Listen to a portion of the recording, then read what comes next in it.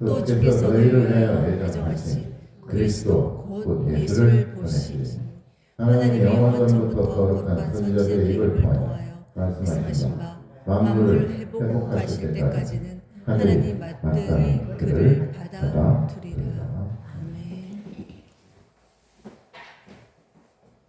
아멘. 오늘 말씀은 회개할 기회라는 말씀을 가지고 같이 은혜를 나누겠습니다. 100세가 된 한 연로하신 할아버지 한 분이 손녀뻘로 보이는 한 여성에게 이렇게 말을 건넵니다. 첫째, 어제는 히스토리일 뿐이고, 두 번째, 내일은 미스테리이고, 셋째, 오늘은 선물입니다. 기쁨입니다. 하고 싶은 일이 있다면 얼마든지 하십시오. 이러한 짤막한 영상을 보았습니다. 신이 주신 최고의 선물이 바로 오늘이라는 선물이죠. 영어로 present는 현재, 선물이라는 뜻을 가지고 있습니다. 오늘을 감사하며 살아가는 사람에게는 내일에 대한 염려와 불안도, 또 어제에 대한 아쉬움도 여운도 다 극복할 수가 있는 것이죠. 우리에게 과연 남은 시간이 얼마나 있습니까? 그래서 농담으로도 그런 말 하죠. 죽은 시계도 하루에 2번은 맞는다. 물론 농담을 한다지만 그럼에도 불구하고 시간은 계속 흐를 것이고 언젠가는 마지막이 온다는 사실을 우리는 잊어서는 안 됩니다. 아프니까 청춘이다라는 책에 보면 이러한 표현이 있습니다.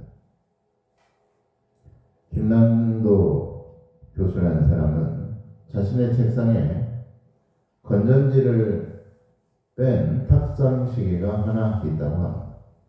그 시계는 항상 서 있지만 1년에 한 번 자신의 생일이 되면 18분을 앞으로 분침을 옮겨 놓는다고 합니다. 1년에 18분씩 인생의 마지막이 가까워진다는 것이죠. 그렇게 본다면 우리에게 과연 남은 시간은 얼마나 더 귀하고 오늘이 얼마나 더 소중하게 여기며 살아가야 되겠는가 하는 것입니다. 24시간이 1440분인데 이것을 한국인 평균 수명 80년으로 나누면 1년이 18분임을 계산할 수가 있습니다. 즉 자신의 나이에 18을 곱하고 60으로 나눠보면 하루 24시간 중 내가 어디쯤 와 있는지, 내 인생의 시기는 몇 시쯤인지 알 수가 있다는 얘기죠. 그래서 저도 계산을 해봤어요. 제가 몇 시 정도 됐을까요? 저는 오후 4시 30분. 생각보다도 많이 살았어요. 그리고 생각보다도 빠르게 시간이 간다는 것을 느낄 수가 있어요. 그래서 우리가 간과하지 말아야 할 부분이 있는데 그것은 우리가 생각하는 것보다도 훨씬 더 빠르게 시간이 간다는 것이죠. 그래서 많은 사람들이 인생 시계를 분명하게 알려주면 대부분 비슷한 반응을 보이는데 어떤 반응일까요? 생각보다 너무 이르다라는 사실에 다들 깜짝 놀란다는 것입니다. 더 쉬운 예로 50을 맞이한 사람은 인생 시기가 오후 3시고 대학을 졸업을 앞둔 24 젊은 친구들은 오전 7시 12분 60세에 이르러 저녁 노을이 내려앉는 그 인생의 시계는 저녁 6시를 가리키는 것이죠. 요즘 100세 시대라고 하니까 조금 늘어날 수는 있겠지만 그래도 여전히 시계는 가고 있다는 것이죠. 그래서 요즘에 보면 과거의 환갑은 요즘 노인정에 가보면 청년에 속한다고 하죠. 요즘 60은 청년이라고 합니다. 그래서 온갖 허드렛 일과 잔실무름을 다하는 나이가 바로 60대라고 말들을 하죠. 인생 시계에 비춰볼 때 우리가 좀 더 진실하고 선한 삶을 살아가야 된다는 것을 우리는 이쯤에서 생각해 볼 수가 있습니다. 많이 남았다고 함부로 흥청망청 살아가다가는 어느새 시계바늘이 자정에 가까워진다면 그 인생은 얼마나 후회하는 인생을 살아가느냐는 것입니다. 인간은 한 자신의 일을 후회하기보다는 자기가 하지 않은 일에 대해서 더 많이 후회한다는 심리학적인 결과가 있습니다. 미래학자 다니엘 핑크라는 사람은 후회의 재발견이라는 책에 이러한 글들이 있어요. 52세 남아프리카 한 여성은 이러한 고백을 합니다. 52년간 살아오면서 가장 후회되는 건 두려움에 떨며 자신이 지금까지 살아왔다는 것.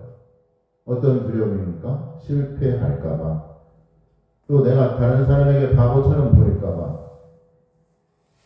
그 결과 자기 자신이 하고 싶었던 일들을 하지 못했다라고 후회하고 있습니다.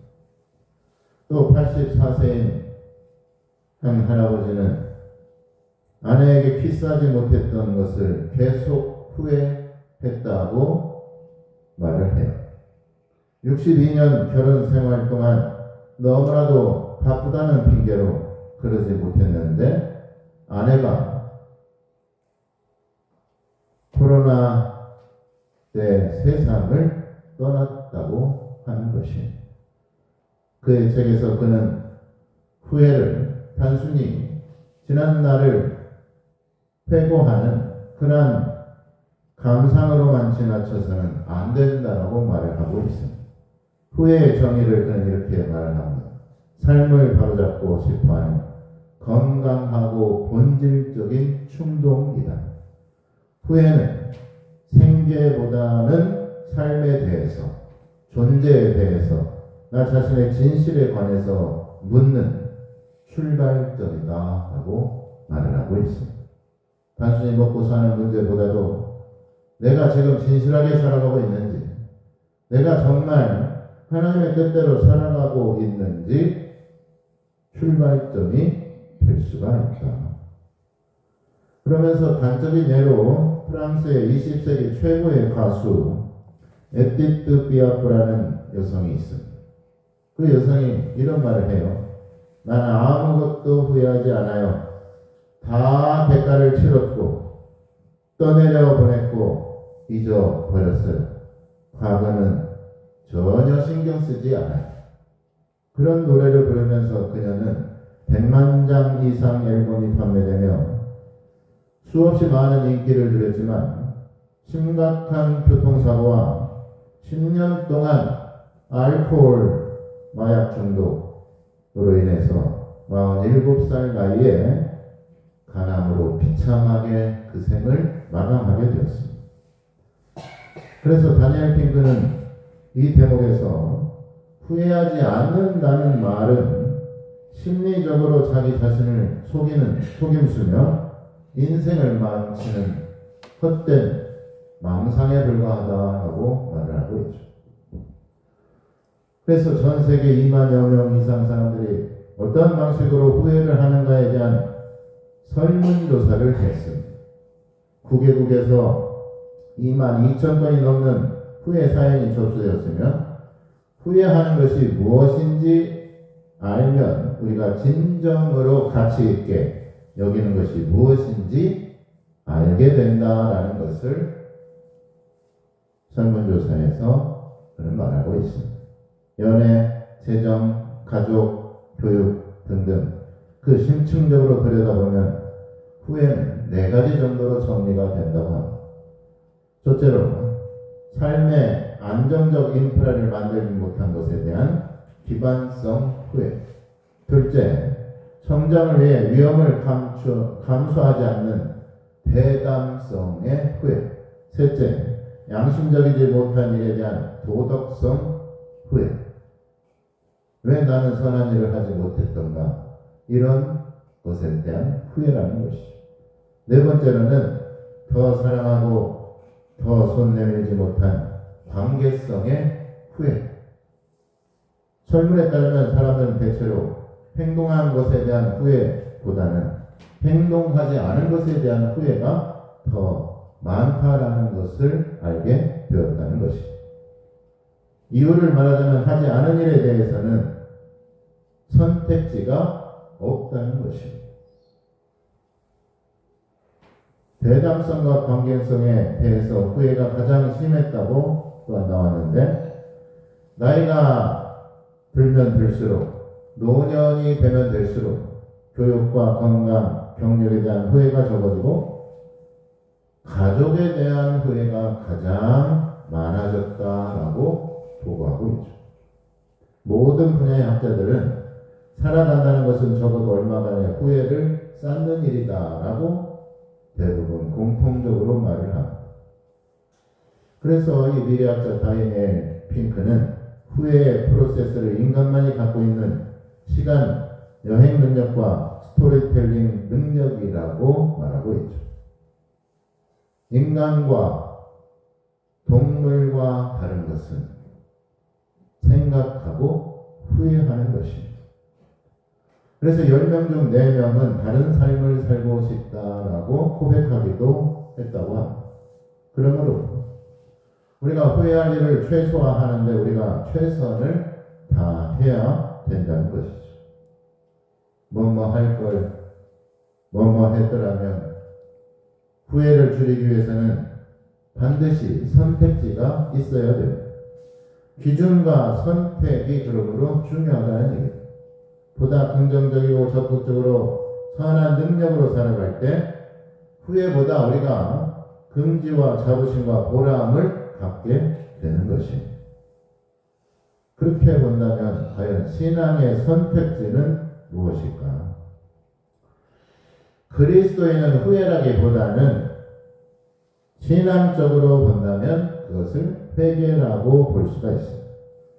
회개라는 것은 돌이키고 돌아서는 것을 말하죠. 새롭게 변화되는 것입니다. 예수님을 알기 전의 삶과 예수님을 알고 난 후의 삶으로 뒤바뀌는 것이 바로 회개입니다. 전에는 하나님과 원수였고 세상의 어둠의 자녀였고 죄의 종으로 살았지만 내 죄를 회개함으로 예수님의 은혜를 깨닫고 믿음으로 결단하며 새롭게 거듭난 삶을 살아가는 것을 말하는 것이죠. 단순히 후회하거나 뉘우치거나 반성하는 것보다 더 근본적이고 더 본질적인 결단의 태도를 말하는 것입니다.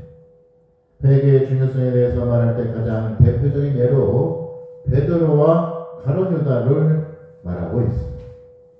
둘 다 똑같이 예수님의 제자였고 똑같이 예수님을 배반했지만 한 사람은 예수님 앞에 회개하였으며 예수님께서 그에게 천국 열쇠를 주었고 그가 사도라 칭함을 받았습니다. 그런데 한 사람은 돌이키지 않아 회개하지 않아 결국 스스로 목숨을 끊고 말았던 것이죠. 회개가 얼마나 엄청난 신앙적인 결과를 가져오는지를 우리에게 말해주고 있습니다. 자신의 죄를 깨닫는 것과 자신의 죄를 깨닫지 못하는 것과 전혀 다른 결과를 가져오게 됩니다. 죄를 깨닫고 회개하는 사람에게는 얼마든지 용서와 은혜가 주어지겠지만 죄를 깨닫지 못하는 사람에게는 은혜와 구원이 소용없으며 죄사함의 은총이 필요하지 않다는 것입니다. 예수님과 마지막 선지자 세례 요한도 복음을 전파할 때 가장 처음 했던 말씀이 무엇입니까? 회개하라 천국이 가까웠느니라 라는 말씀. 이것은 회개가 얼마나 중요한가를 우리에게 증명하고 있는 말씀이죠. 회개하고 예수 그리스도를 믿을 때 영생을 얻게 되고 천국에도 들어가게 되면 회개할 때 영혼이 잘 되고 범사가 잘 되고 영육의 강건한 은혜와 축복을 받게 되는 것이에요. 그래서 일찍이 진실한 성도들은 모두가 하나님 앞에 절실한 회개를 통과했던 사람들임을 볼 수가 있어요. 예수님께서도 산상수훈에서 말씀하시죠. 애통하는 자는 복이 있나니 저희가 위로를 받을 것이다 라고 말씀하시고 계십니다. 요엘 선지자는 뭐라고 말씀합니까? 너희 옷을 찢지 말고 너희 마음을 찢어 여호와께로 돌아올지라 라고 말하고 있습니다. 하나님 앞에서 우리가 겉으로 드러나는 것만 변화되는 것이 아니라 우리의 속사람이 변화되어야 된다는 얘기입니다. 옷을 찢지 말고 마음을 찢으며 회개하며 애통하는 자로 하나님의 위로와 구원을 받을 수가 있게 되는 것이죠. 다윗도 시편 34편 18절에 보면 여호와는 마음이 상한 자를 가까이 하시고 중심으로 통회한 자를 구원하신다라고 말씀하고 있습니다. 또 구약의 대표적인 선지자 이사야도 자신이 하나님께로부터 부름을 받을 때 하나님을 뵙고 난 후에 자신의 추하고 더러운 죄악된 모습을 그는 발견하게 됩니다. 이사야서 6장 5절에 보면 화로다 나여 망하게 되었도다. 나는 입술이 부정한 사람이요 나는 입술이 부정한 백성 중에 거주하면서 만군의 여호와신 왕을 배웠으리로다 하였다. 탄식하며 회개하고 숯불에 자신의 부정한 입술이 깨끗하게 되고 나서야 하나님의 말씀을 능력 있게 전하는 선지자가 되었다는 것을 우리는 성경을 통해서 확인해 볼 수가 있습니다. 회개한 사람만이 회개한 삶을 살아갈 수가 있습니다. 또 회개의 말씀을 전할 수가 있습니다. 내 속에 있는 들보는 보지 못하고 남의 눈 속에 있는 피를 지적하는 것은 회개하지 않은 사람들의 특징인 것입니다. 그래서 내로남불이라는 말을 하죠. 거짓과 기망함을 가지고 살아갑니다. 가식과 외식으로 진심을 숨기며 살아가는 것입니다. 하나님 앞에 회개한 사람이 이런 죄악된 모습에서 새롭게 결단하고 변화된 삶을 살아가게 되는 것입니다. 더 이상 죄악된 길에 서지 않고 주야로 하나님의 말씀을 묵상하며 하나님의 거룩하고 경건한 삶을 살아가는데 그 인생의 목적을 두고 살아간다는 것이죠. 그래서 초대 교부였던 성 어거스틴도 젊은 날에 허랑방탕하게 살았지만 하나님의 말씀을 깨닫고 그가 변화되어 회개한 후에 하나님의 진리의 말씀을 후대 자손들에게 가르쳐주는 유명한 교부가 되었던 것입니다. 또 종교개혁자 마틴 루터는 자신의 죄를 깨닫고 자신이 정신을 잃을 정도로 기절하기까지 했습니다. 시편 51편 17절에 하나님의 구하시는 제사는 상한 심령이라 하나님이여 상하고 통하는 마음을 주께서 멸시치 아니하시리. 통회하는 마음, 상한 마음을 하나님께서는 찾으시는 것입니다. 하나님은 자기의 죄를 깨닫고 깨어진 심정으로 애통하며 회개하는 자를 하나님은 기뻐하시는 것입니다.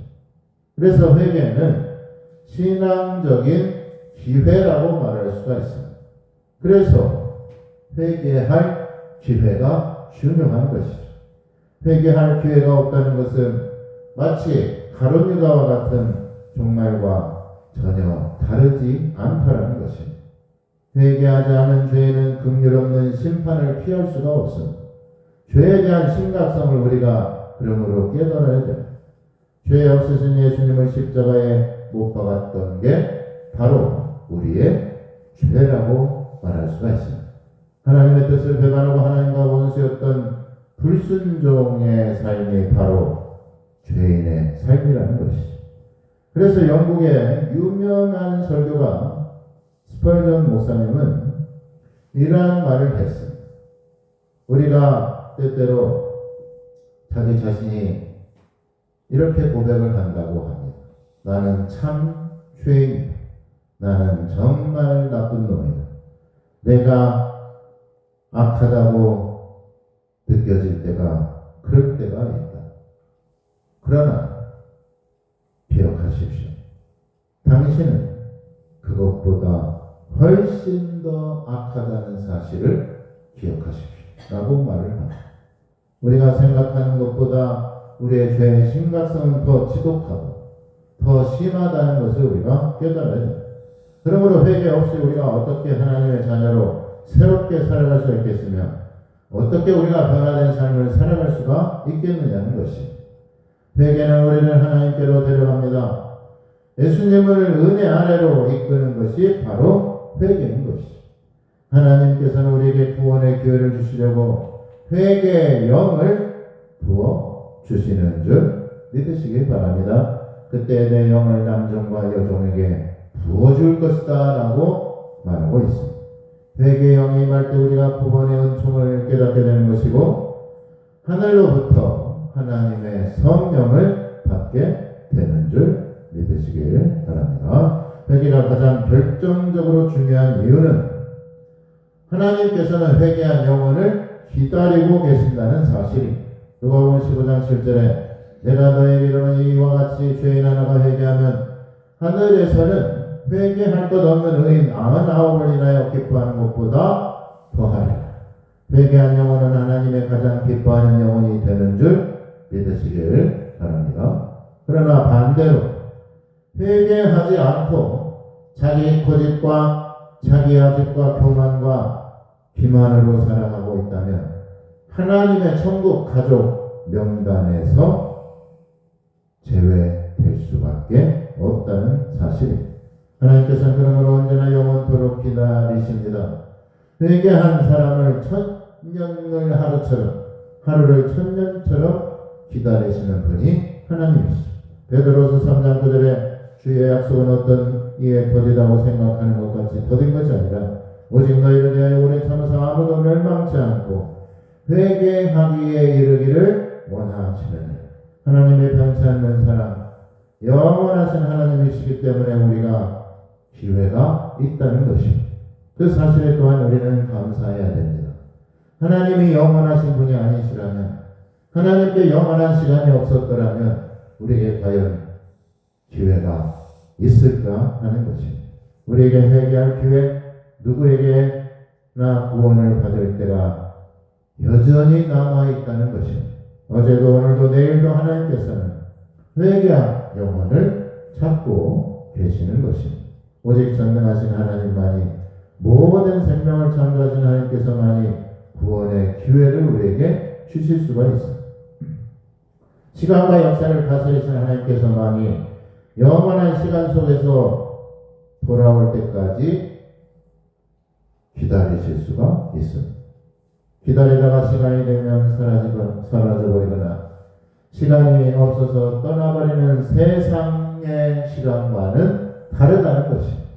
인간의 역사보다 먼저 계시고 모든 생명과 만물을 창조하신 하나님만이 돌이켜 회개할 기회를 주시는 것이고 또 회개한 사람만이 하나님을 만날 수 있는 줄 믿으시기 바랍니다. 우리에게 어떤 기회가 있습니까?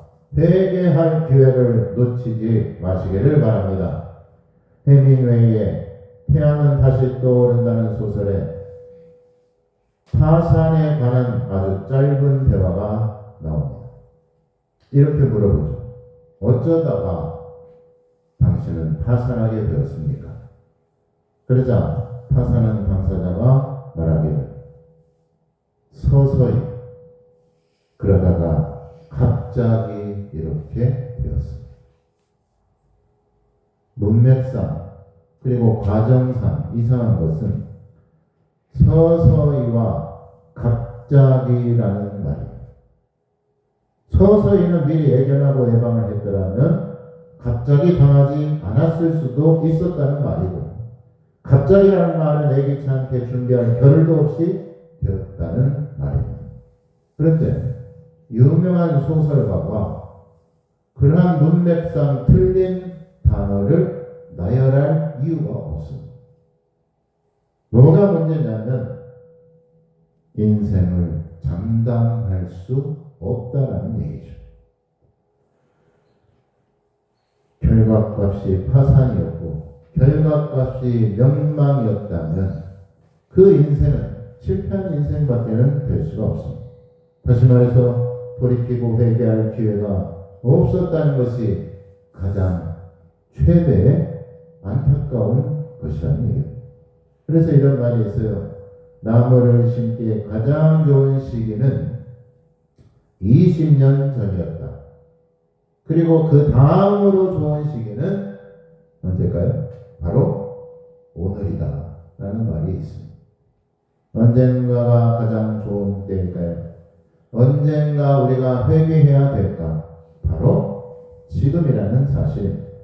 오늘이 왜 선물인지 우리가 깨닫고 살아갈 수 있기를 바랍니다. 후회 없는 삶을 살아가기 위해서는 과거에 집착하거나 얽매이지 말고 또 불확실한 내일만 기대하고 바라볼 것이 아니라 오늘을 최선을 다하면서 살아가야 된다는 얘기입니다. 벤저민 버튼의 시계는 거꾸로 간다의 영화에 이런 대사가 나옵니다. 인생에 너무 늦었거나 혹은 너무 이른 나이는 없다 라는 말이 있어요. 사실 지금 하면 되는 것이 후회할 시간에 하면 된다는 것이죠. 있을 때 잘하라는 말은 우리가 인생을 살면서 수도 없이 많이 들었던 말입니다. 그런데 왜 지금까지도 있을 때 잘하라는 말이 나올까? 왜 그럴까요? 있을 때 잘 못하고 기회가 주어졌을 때 놓쳐버리기 때문에 그렇습니다. 작심삼일이라는 말도 어지간하면 없어질 때도 됐는데 왜 여태껏 그 말이 회자가 되고 되풀이 되는 것일까? 왜 그럴까요? 여전히 작심삼일을 하고 있기 때문에 그렇습니다. 그렇듯이 우리가 후회할 일을 만들거나 회개할 기회를 놓치지 않기 위해서는 올바른 선택과 습관이 중요하다는 얘기죠. 약점과 단점을 줄이기 위해서라기보다는 장점과 강점을 키우면서 살아가야 된다는 얘기입니다. 우리에게 중요한 시기와 기회는 언제일까? 과연 언제 찾아올까? 인생의 전성기는 과연 몇 살일까? 대학생들에게 물어봤습니다. 대학생들이 하는 말이 인생의 가장 좋은 시기와 기회는 29살이라고 대답을 했습니다. 그래서 아브라함 링컨은 만약 나에게 나무를 배워오라고 하면 그 시간이 8시간 주어진다면 나는 도끼를 가는데 6시간을 쓰겠다라는 말을 했습니다. 준비된 자에게 기회가 주어지는 것입니다. 마지막으로 우리나라 속담에 재미있는 속담이 있어요. 어떤 속담이냐면 개똥도 약에 쓸 일은 없다. 얼마나 흔합니까? 개똥. 여기다가 교회 나가도 아마 개똥 있을걸요. 개똥도 약에 쓸 일은 없다. 까마귀똥도 약에 쓰려면 500냥이다. 이런 속담이 있어요. 평소에 흔하던 것도 막상 긴하게 쓰려고 찾으면 없다라는 뜻이죠. 평상시 때는 널린 게 보이는데 다급해지면 보이던 것도 안 보이게 되고 찾을 때 보이지 않는다는 얘기예요. 그래서 더 심한 속담도 있어요. 똥 마려운 계집 국거리 썰듯하다. 무슨 뜻입니까? 자신의 일이 급하여서 이를 아무렇게나 마구 해치워 버린다는 뜻으로 쓰이는 말입니다. 살다 보면 우리에게 예기치 않게 다가오는 불행이나 또 불의의 사고를 보게 되면 우리가 평상시에 무엇을 준비하며 살아가야 되는지를 절실하게 깨달을 수가 있습니다. 무엇보다도 준비해야 될 것은 회개할 기회를 얻는 것이고 영혼의 구원을 받는 것입니다. 예수님을 내 삶에 영접하고 예수님이 나의 구주가 되는 것입니다. 한 치 앞도 내다볼 수 없는 불확실한 인생에서 확실한 비전과 선명한 목적이 되시는 예수님을 살아가면서 예수님을 바라보면서 살아갈 수 있기를 바랍니다. 불확실한 인생에서 가장 확실한 생명이 되시고 구원이 되시는 예수님 안에서 준비된 삶을 회개할 기회를 얻는 우리 모두가 될 수 있기를 예수님의 이름으로 축원합니다.